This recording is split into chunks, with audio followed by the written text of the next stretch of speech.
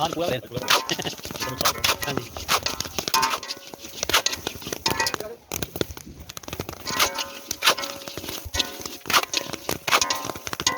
हाँ पूरा आ गया ये कलर हाँ क्या हाँ घर में पैकेट आता ना